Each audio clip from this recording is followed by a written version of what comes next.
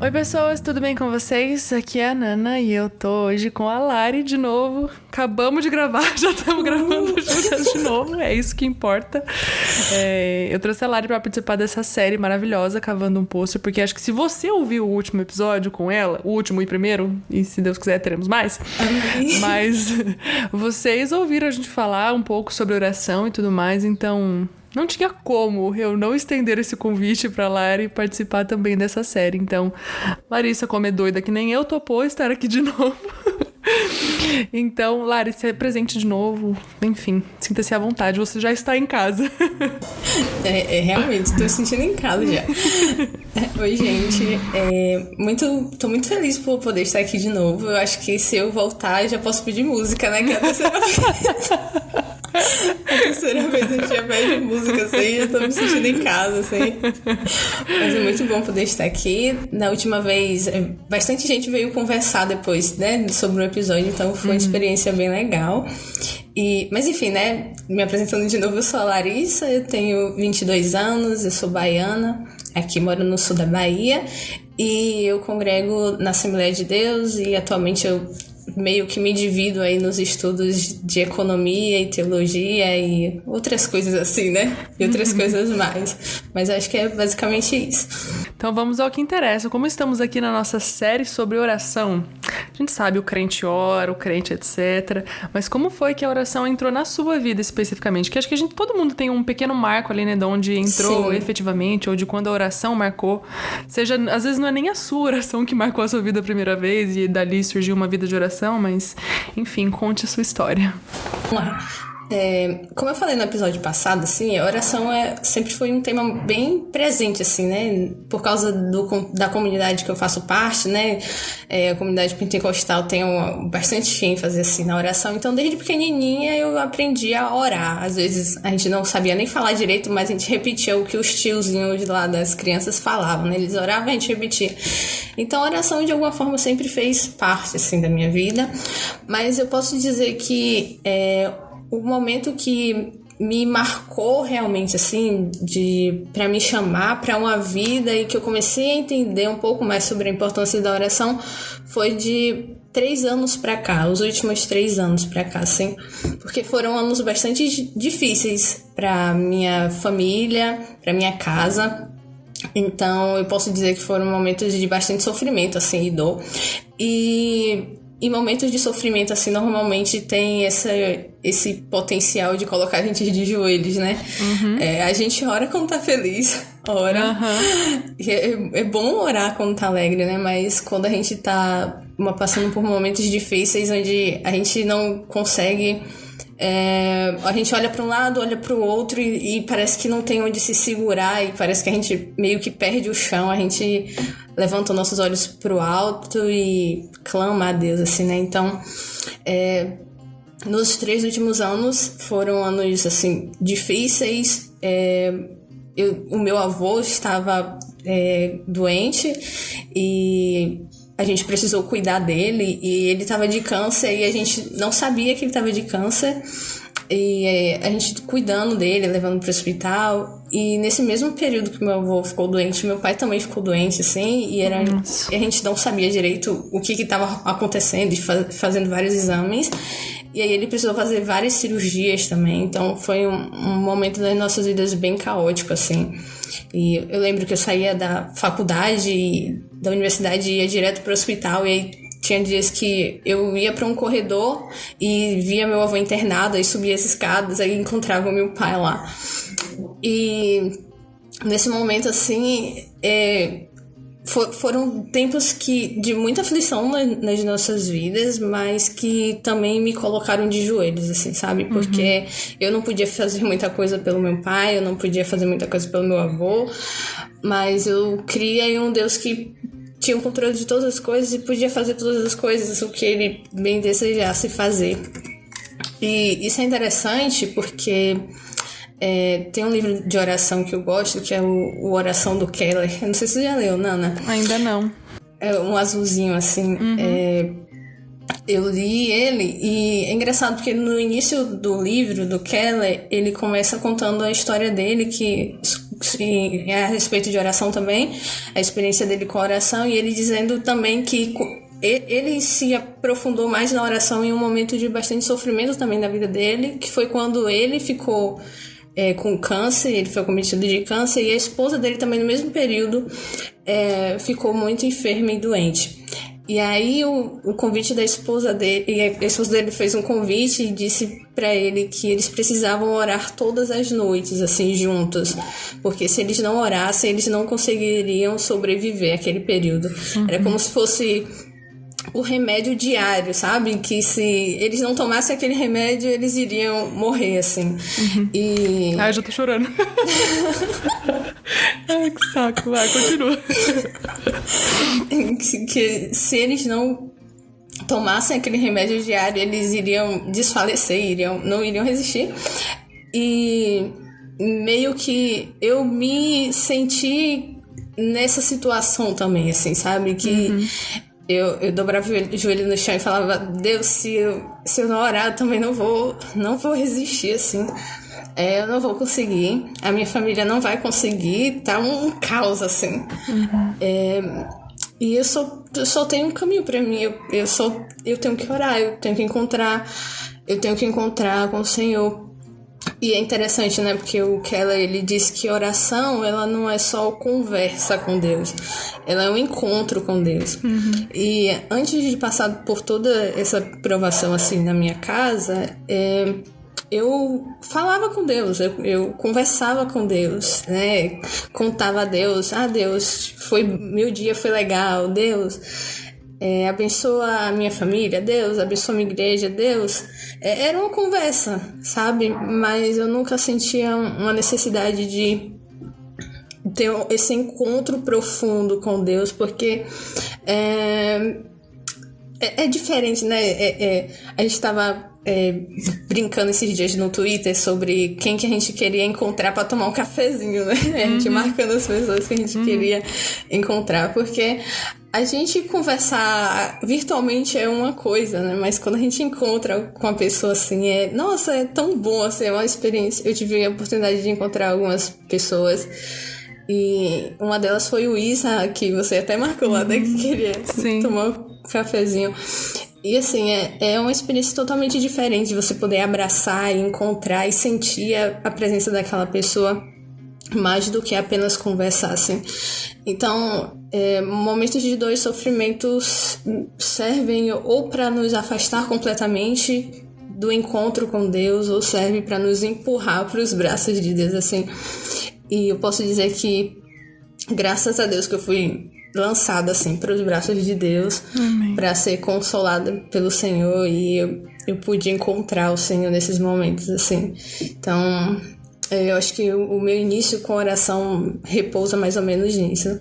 Eu acho que é muito comum, né, a gente... até o Tim Keller, né? Começou teve uma vida de oração marcada por um momento de muita dor e muito sofrimento. Eu acho que essa é uma das histórias que a gente mais ouve, assim, né? No sentido das pessoas se fortalecerem em oração quando estão passando por alguma situação difícil. E que bom, né, que a gente se volta ao Senhor nas situações difíceis, porque muitas vezes a gente poderia ficar revoltado ou se afastar efetivamente do Senhor, mas o Senhor consegue constranger o nosso coração, né, nessas situações. No último episódio que eu gravei com a minha mãe, que ela contou a história dela com câncer de mama, e eu lembro de, ser uma época que ela orava muito, assim, não que ela não ore hoje, mas de eu ver com mais frequência ela orando, e obviamente foi um período muito conturbado, de muita tristeza e muita incerteza, assim, né, de o que seria do futuro e tudo mais.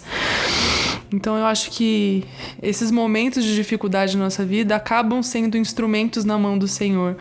Teve uma vez que eu preguei meio que sobre a nossa identidade baseada na vontade de Deus. Eu não concordo com muitas das coisas que eu preguei naquela época, mas uma coisa eu vou concordar para sempre, que eu contei baseado na história de José e como o Senhor usou as situações ruins na história de José para realizar o plano dele na vida de José. Ele precisava ir para o Egito para se tornar o governador.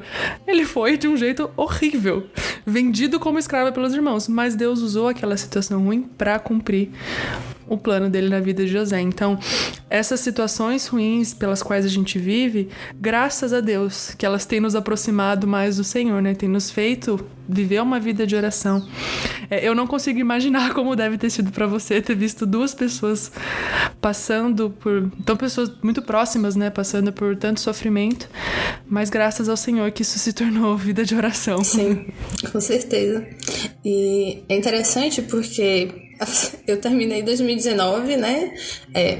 Perdi meu avô em 2019 e aí meu pai ainda estava se recuperando e até hoje a gente meio que cuida dele em relação à saúde e tudo mais. E no final de 2019 eu abri a boca, né? Eu abri a bendita boca pra dizer que não tem como 2020 ser pior do que 2019.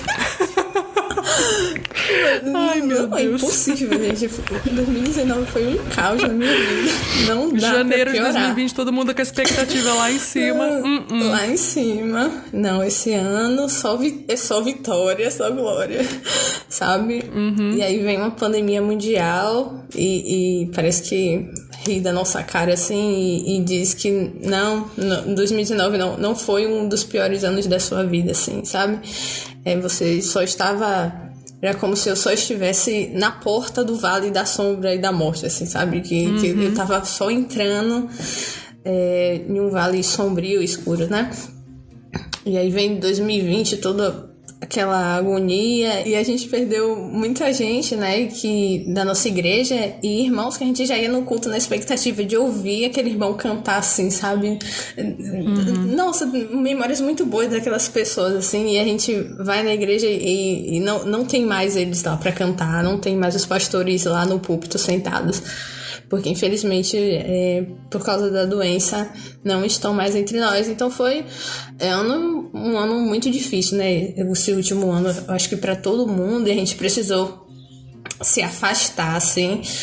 E aí entra aquela questão de... E aí eu comecei a me sentir muito sozinha, sabe? Muito angustiada, e tinha dias que eu chorava e chorava muito de saudade. Eu acho que esses dias eu até postei no Twitter, né, que se tem uma coisa que eu senti nessa pandemia foi a dor da saudade, assim, eu não sabia que saudade doía tanto, assim, saudade de estar perto das pessoas, de abraçar, de conversar, e enfim, eu me sentia profundamente sozinha, né, e aí teve um belo dia, olha, é engraçado isso, Deus faz uns negócios assim na minha vida que eu fico viajando, né? Que eu tava muito triste, assim, e eu sentei do lado da cama e tentava orar, mas não conseguia, e só conseguia chorar, assim, diante da realidade de tudo o que tava acontecendo.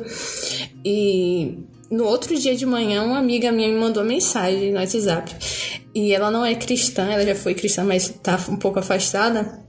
E ela falou assim: Larissa, você tá bem? Eu falei: por quê? Ela disse: não, porque essa noite eu sonhei com você e você chorava muito, assim. Eu falei... Eu parei um pouco, assim, e era como se Deus estivesse falando pra mim através dela que Deus estava olhando pra mim naquele momento, que Deus estava me vendo, que Deus estava comigo, de que eu não estava sozinha, mesmo que eu não tivesse palavras assim pra falar, né? Quando a gente não tem palavras, enfim, a gente tem o Espírito que intercede por nós, o Espírito intercessor. A gente tem o Filho de Deus, o próprio Jesus intercede ao Pai por nós. E era como se Deus estivesse usando através da minha colega que assim, a pessoa improvável de ser, mas estava dizendo: olha, eu te vi chorando a noite toda, sabe? No canto da cama, assim, sozinha, mas você achou que estava sozinha, mas você não estava sozinha. Sim. Eu estava com você, assim. Então, desde muito cedo, Nana, eu sempre conheci esse Deus de alegria. Eu sempre conheci esse Deus que derrama sobre nós a sua alegria. E eu gosto muito da imagem do Lewis, que ele usa para falar sobre a Trindade, né? Que ele fala sobre a dança da Trindade. E a gente pensa sempre uma dança alegre, essa comunhão de amor e bondade, esse Deus poderoso, esse Deus forte, criador e tudo mais. Mas eu conheci esse Deus, né? E eu provava desse Deus de poder e glória e tudo mais. E tinha tido experiências com esse Deus. Mas eu precisava entender que esse mesmo Deus de alegria, de que está conosco caminhando em tempos de alegria, que nos chama para dançar, né? Pra gente entrar na dança da Trindade, é o mesmo Deus que chora com a gente também, né? Sim. O Deus que é alegria, é o Deus... A gente tem um Deus que se revela através de um servo sofredor, que é Jesus, assim. Então... eu precisava ter um encontro com esse Deus. Eu precisava encontrar Jesus. Eu precisava olhar para um Deus que... Jesus, que é a imagem do Deus invisível, né? E a gente olha para os evangelhos e vejo que Jesus é um Deus ferido também. É um Deus... a gente tem um Deus todo-poderoso, mas que também é um Deus que sabe o que é se ferir. A gente tem um Deus que sabe o que é ser ferido por pessoas más, por governos injustos, sabe o que é sofrer perseguições, sabe o que é ser tentado, sabe o que é perder um amigo, né? Sabe o que é estar diante da morte e chorar, sabe o que é estar diante de Jerusalém, né? Diante do pecado das pessoas de Jerusalém, e por Jerusalém não reconhecer que ele é Deus visitando o seu povo. Jesus chora, assim. Eu acho que é uma imagem dos evangelhos que meio chocante, assim, pra mim, sabe? Jesus ali diante de Jerusalém chorando, assim. Então, é um Deus que é um Deus glorioso, é um Deus grande, é um Deus alegre, é um Deus que nos chama pra dança, mas quando não tem música pra dançar, quando tudo que resta pra gente é lágrimas, ele não nos abandona, assim, em momentos. Ele chora com a gente, ele senta do nosso lado e nos alcança nesses momentos também. Essa beleza que a gente descobre do Senhor, né? A gente lê, cansa de ler na Bíblia dos trilhões de atributos de Deus, mas a gente descobre quando a gente vive na oração. Sim. A gente sabe que o Deus criador de todas as coisas também é um pai amoroso quando a gente tá numa situação difícil, ruim, e a gente vai pra oração e ele nos abraça e ele nos consola, enfim. Eu acho que a oração faz muito disso com a gente, né? Uma descoberta a respeito de quem Deus é, assim, na prática, não simplesmente no conhecimento, né? Não simplesmente no que eu li ali, nas letras escritas na Bíblia. Mas eu queria que você me contasse mais o que a oração te ensina ou faz em você. Nossa, Nana, eu tava até conversando com alguns amigos ontem, né? Eu falei, eu vou gravar com a Nana amanhã, né? Aí eles falaram, você vai falar sobre o quê? Eu falei sobre oração, mas não é porque eu oro muito, é justamente porque eu oro pouco. Porque eu preciso orar mais, entendeu? Porque se tem uma coisa que as pessoas aqui em casa sempre estão lembrando, assim, é que a gente precisa orar o tempo todo. Meu pai fala assim, a gente precisa orar, porque a oração é esse lugar do encontro onde a gente realmente é transformado, assim. A gente se encontra com Deus e a gente coloca pra fora quem a gente é, e Deus vai nos moldando e nos transformando, e isso é muito, assim, engraçado, assim, porque a gente pode realmente derramar os nossos corações diante de Deus e a gente vai sendo moldado e transformado. Eu acho que talvez essa seja uma das grandes dificuldades que a gente tenha para orar. Porque é difícil a gente mudar, né? É difícil a gente voluntariamente, assim, querer mudar. E a oração expõe a gente, né? Deus desnuda o nosso coração, assim, na oração. Então, é muito difícil a gente levantar da oração e sair com a mesma pessoa, né? Com a mesma opinião sobre quem a gente é. Porque ali a gente confessa os nossos pecados, a gente se humilha diante da presença de Deus. E levanta querendo viver uma vida que agrade ao Senhor, querendo viver uma vida em obediência ao Senhor, a Deus. E eu acho que a oração me muda nesse sentido, sabe? Se eu tô passando por momentos difíceis ou se eu estou passando por momentos de desobediência a Deus. Às vezes a gente tem a tentação de se esconder de Deus para não ser transformado por Ele, né? Sei lá, como Adão e Eva no jardim, né? A gente tenta pegar algumas folhazinhas e falar, não, vamos camuflar isso aqui que a gente fez, mas na verdade o caminho é a gente se dobrar os nossos joelhos diante de Deus, confessar e nos permitir ser moldados diante do Senhor. Eu acho que é isso que a oração faz em mim, faz em nós, nos moldar conforme a imagem do nosso Senhor, conforme a imagem do nosso Deus, né? É a beleza do encontro mesmo, né? Não só uma conversa, mas um encontro com Deus. Quando a gente encontra com alguém, quando a gente convive muito tempo com alguém, a gente acaba ficando parecida com a pessoa, né? Assim, as pessoas sempre dizem que a gente acaba ficando parecido com as pessoas, a gente acaba pegando sotaque, acaba pegando jeito, as gírias e tudo mais. E é isso que a oração faz com a gente, né? A gente é um lugar de encontro com o nosso Senhor, onde a gente vai ficando cada vez mais parecido com Ele.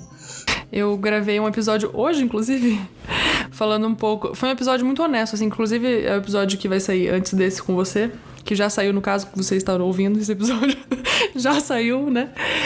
Em que eu falei um pouco disso, do processo que eu tenho passado de transformação com o Senhor, que o Senhor tem revelado coisas em mim e que elas só têm sido trabalhadas dentro de mim por causa da vida de oração. Não adianta nada o senhor chegar pra mim quando eu tô lendo a Bíblia e expor, olha, tá lendo isso daqui? Isso aqui você também faz. Isso aqui também é sobre você. E eu não fazer nada a respeito disso. Eu acredito que a oração, eu já falei isso até em outros episódios falando sobre oração, a oração é esse ambiente onde a gente transforma aquela palavra que a gente ouve, aquilo que o Senhor expõe a respeito de nós, em verdade pra nossa vida. Sim. E é muito bom porque, assim, a oração, uma coisa que eu posso dizer que eu comecei a aprender a orar, não apenas orando por mim, mas orando por outras pessoas, assim. A oração em comunidade tem um poder transformador gigante também, assim, sabe?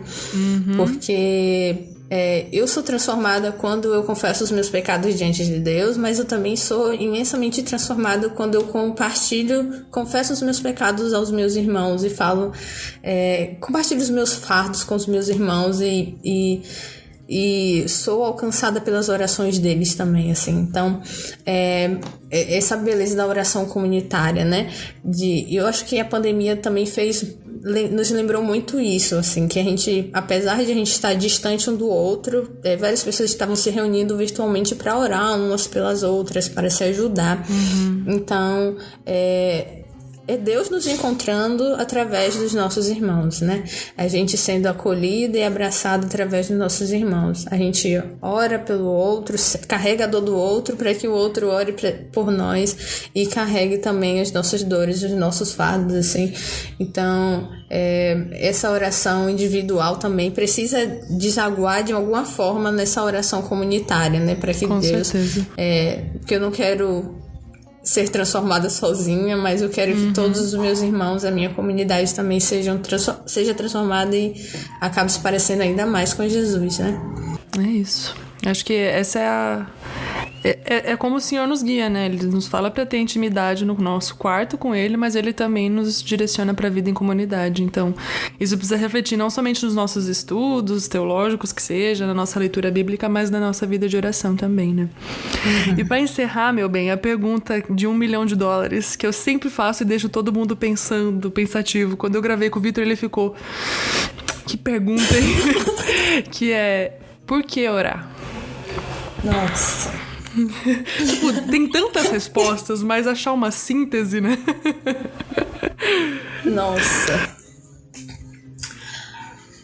Nossa, eu acho que... Não sei, eu acho que eu vou... A minha resposta, eu acho que eu vou repetir o que eu falei no início, assim, porque a gente não vai conseguir sobreviver se a gente não orar. Eu acho que... Não dá, Nana, não dá. Realmente, a gente vai desfalecer. Vai chegar uma hora que a gente vai procurar algumas bases para segurar, a gente vai procurar, o nosso chão vai faltar. A gente vai passar por vales difíceis demais e por situações muito complicadas. E a gente precisa se encontrar com alguém. A gente precisa de alguém que seja maior do que a gente, porque a gente é pequeno, frágil, fraco. A gente é pó, né?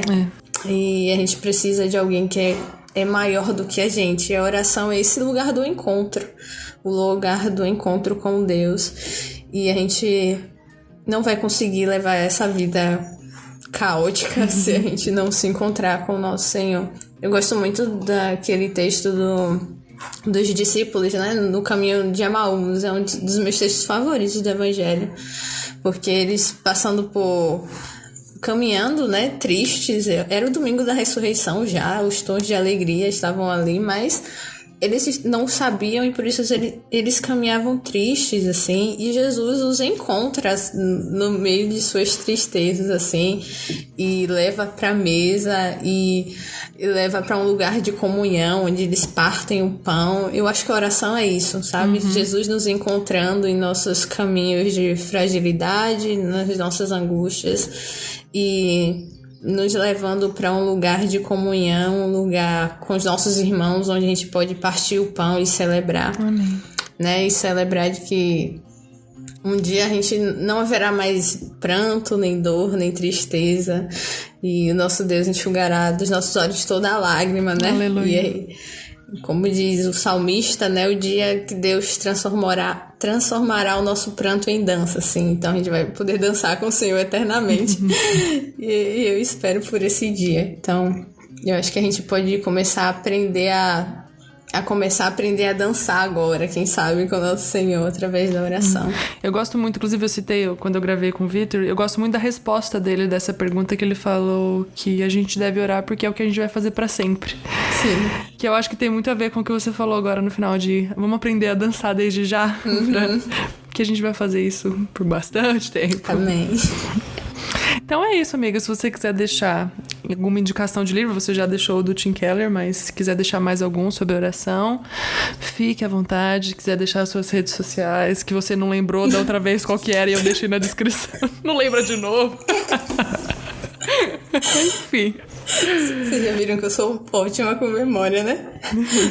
Mas 2 livros que me vêm na memória agora, que foram, acho que os 2 últimos que eu li sobre a oração, que é a Oração do Keller e o Deleitando-se na Oração, que é um livrinho bem pequeno, mas é um livro que diz muito também sobre oração, assim.